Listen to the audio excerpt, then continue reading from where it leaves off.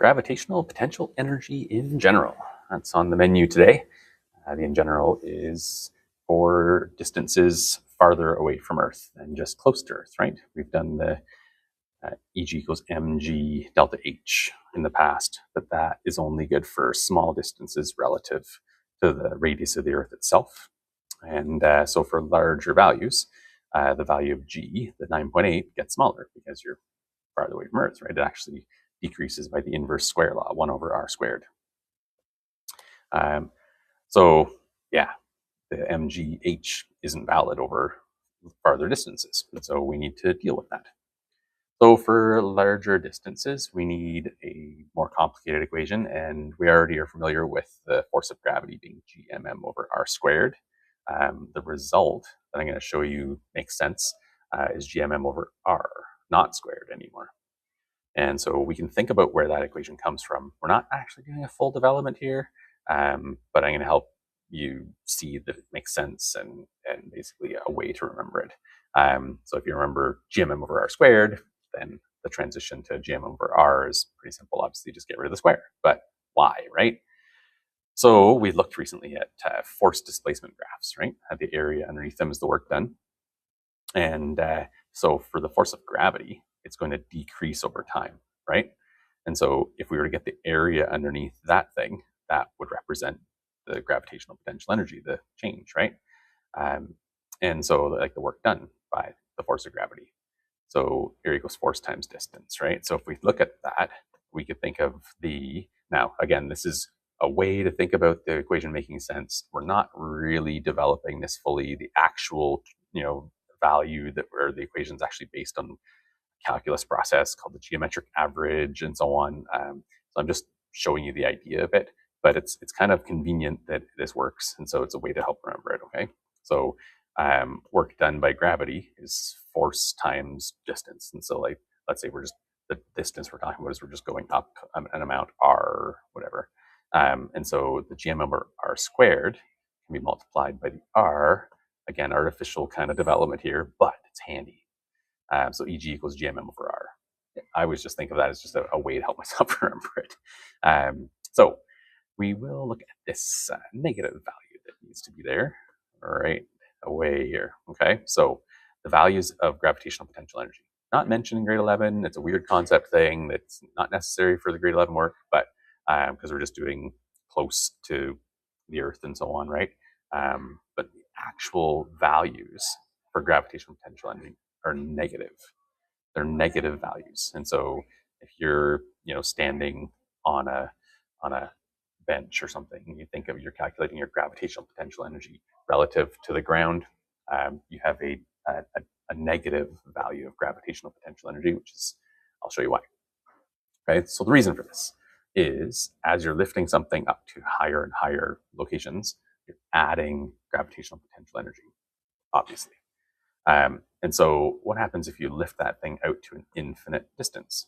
Well, the result is you'd end up with no gravitational force. You'd end up with no gravitational energy, right? Because you'd have no force pulling you back. So at an infinite distance, gravitational potential energy becomes zero. The object doesn't have potential energy relative to the Earth at that point. It's not going to be attracted anymore, right? So if you're adding energy, right? So if adding energy to a system results or leads it towards zero, what kind of numbers have numbers added to them, and the result gets closer to zero? They must be adding to negative values, right? So that's the official equation. Gravitational potential energy in general equals negative gmm over r. Okay, so the g value is that same 6.67 times 10 to the negative 11, and yeah, so I'll show you some calculations in a bit here and that. But so this is the graph. Kind of weird, but there's your gravitational potential energy based on your distance from a mass. And so you think of the values you have here. You have your initial energy and your final energy, right? So let's go initial energy down here, actually. So down here, you have a smaller negative Eg value. So that would be like a bigger negative number, isn't it? Right? and then you're lifting the thing up to a higher location, and you end up with a larger EG value in the form of a smaller negative number. So say we started at -10 and we increase it to -7. Pretty easy to tell that's an add of 3, right? Well, if we do the change in gravitational potential energy, you have the final minus the initial. So the final is the -7 minus the initial of the -10, and the math works out, giving you this add of 3. Okay, so that's just the way the numbers work for this stuff. It's just a reality of the situation. You have to just do it that way. And so, we're doing work on an object to lift it 200 kilometers up from the surface of the Earth. Well, obviously, we're expecting a positive result. We've done a bunch of positive work, right? So again, how that's going to work, you do your final minus your initial. And so you're going to have a negative GMM over R minus a negative GMM over R, right? A final minus initial. So this is going to be the distance of the radius of the Earth plus the extra 200 kilometers. This one's just going to be the radius of the Earth because we started at the surface of the Earth. So we started at started at RE, if you will, radius of the Earth. And then we add an extra 200 kilometers, okay? So what you have there is your classic small negative number, and then you're taking away a larger negative number. So yeah, the numbers work out to be positive, as I showed, right? So actual numbers on the next page are from page 776, the appendix file from the textbook files that are posted in the content and textbook window or tab or whatever on D2L on our course website. And so you're going to pick values. And so the radius, mass of the Earth, the 5.98 times 10 to the 24, the radius of the Earth, the 6.3 times 10 to the 6, and so on.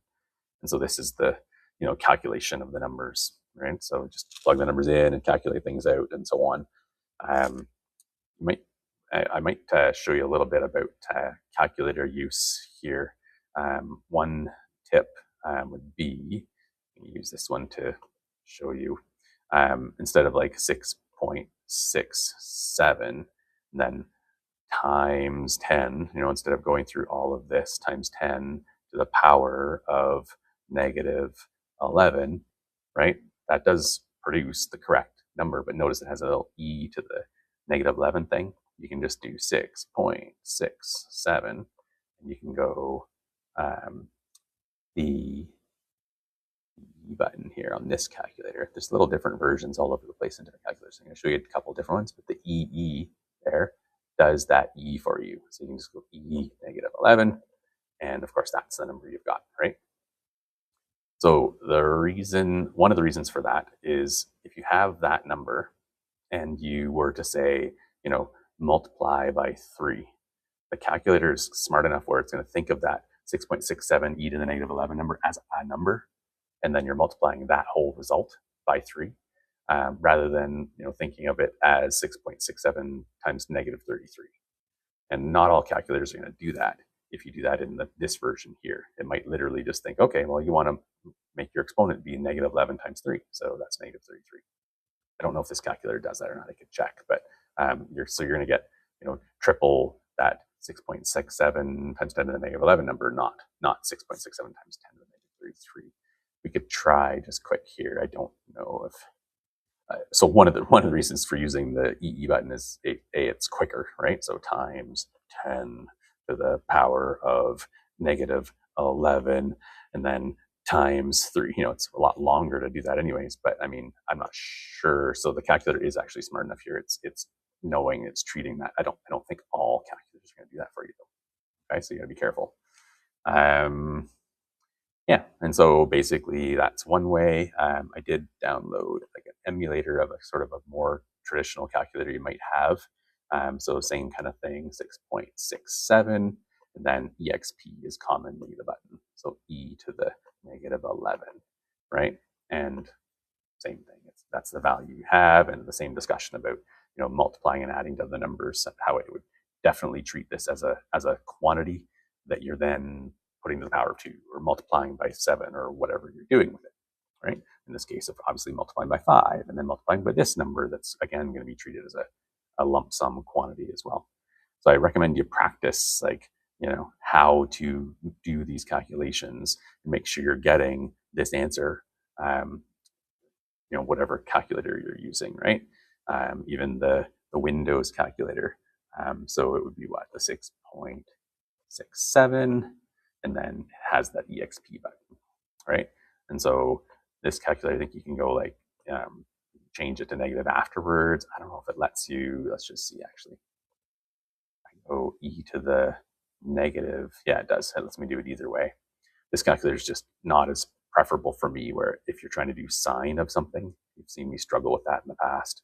If I'm trying to do, the direct algebraic logic would be sine of 30, right? And so this calculator though wants you to hit the 30 first, and then hit sine, and it'll do sine of 30 for you.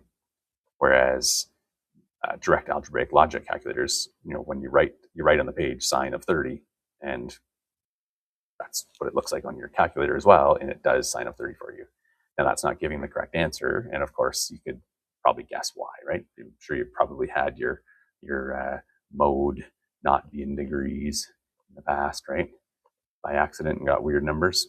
And so that is what we have going on here. So now if I do sine of 30, it's going to give the expected 0.5, right? Yeah, so whatever kind of calculator you're using, this one will be direct algebraic logic as well.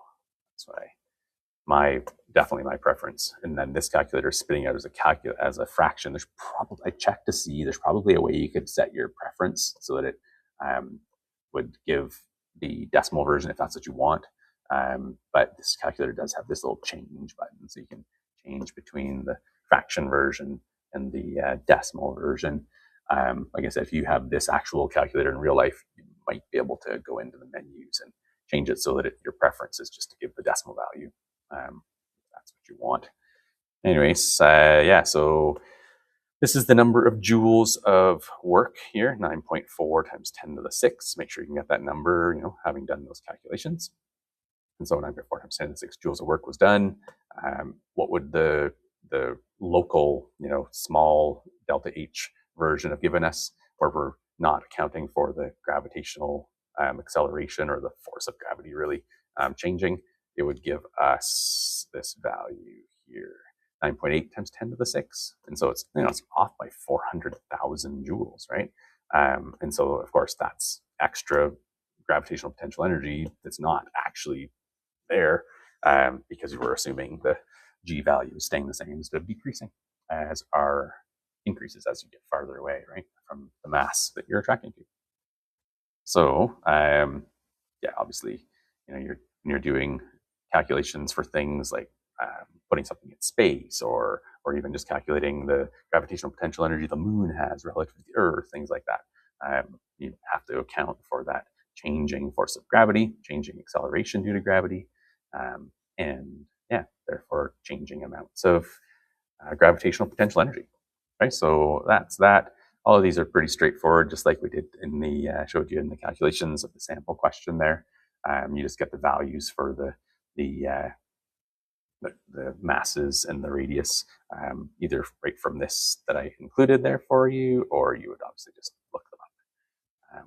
Go to the page of the textbook, Google it, whatever, right? So yeah, hope that makes sense, and thanks for watching. See you next time.